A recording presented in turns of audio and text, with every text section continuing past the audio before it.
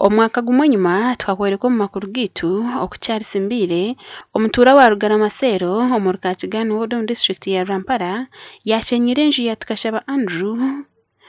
efuuza arikwenda kwegaruza ekibanja kye ekinyine enkuru Omugenzi Cedras Tindibashira yamuragire we na nyina Omugenzi Kyomugisha Mori. Oh, Andrew, those are just, that is what had been, my lawyer should have handled. You will be charged with illegal eviction. I am telling you, as the day follows night. It's okay if you know,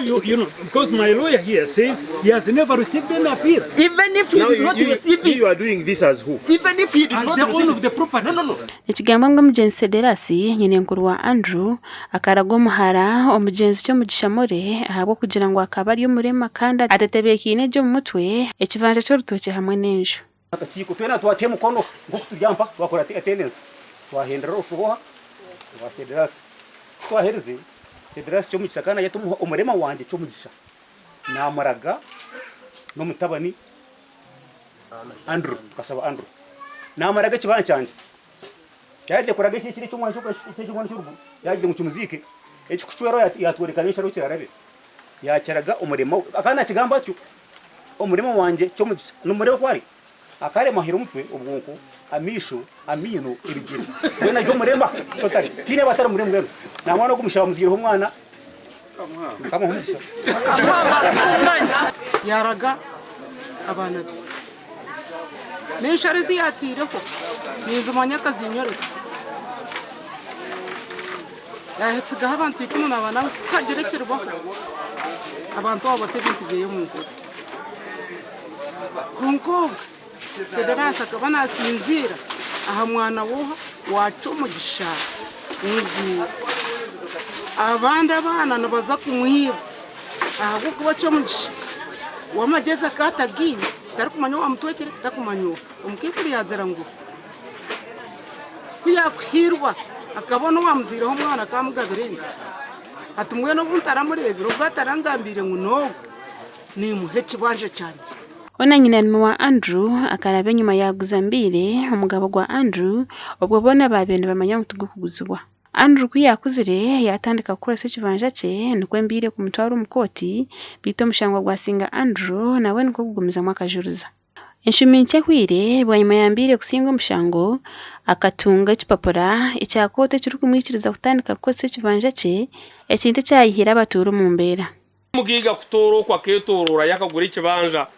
ahu abantu batari kumanya nangwa kushanga ngunana immediate moranwa aka witnessinga process yo kugurana no kuguza nangwa moranwa akatugira tobaguze kibanje nyoka bangize renta kandi wagurize nanka so bakakorenda gano zabo kwe ekiri kutumara mani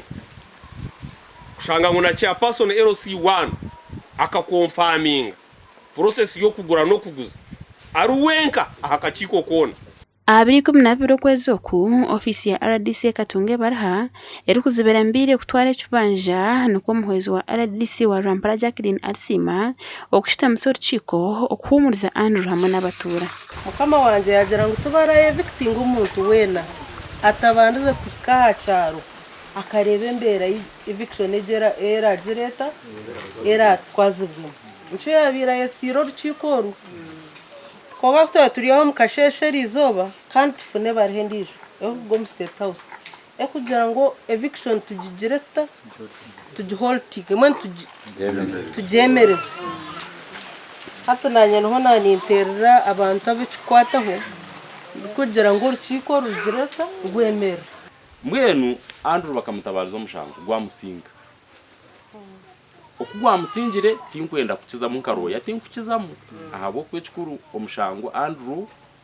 we bukamusinga ahabo kuba koti ekagira ngo yashanga ngo nyina Andrew nabasa kuguza kibanja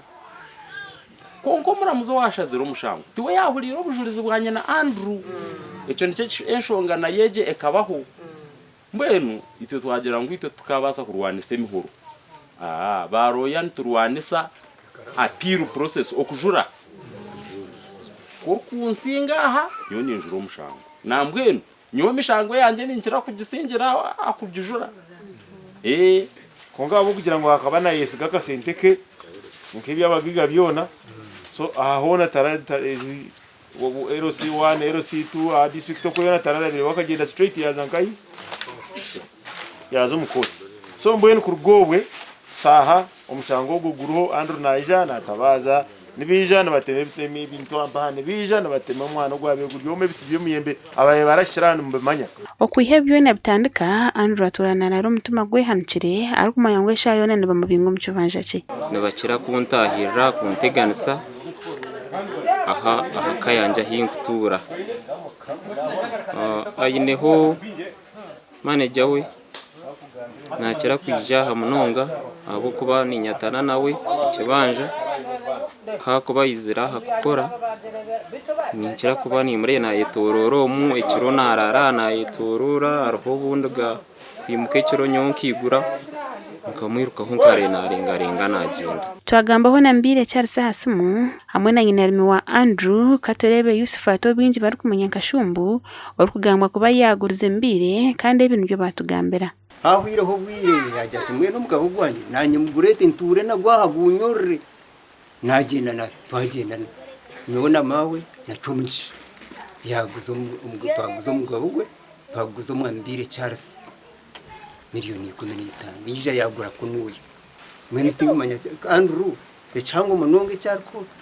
kutonga kweto mutakuja ngo bakaguza umugabo gwe umugabo kaguryo gwacumisha kagutarwa Andrew akwana kuyaragirwa ishe kandi bakampereza eviction order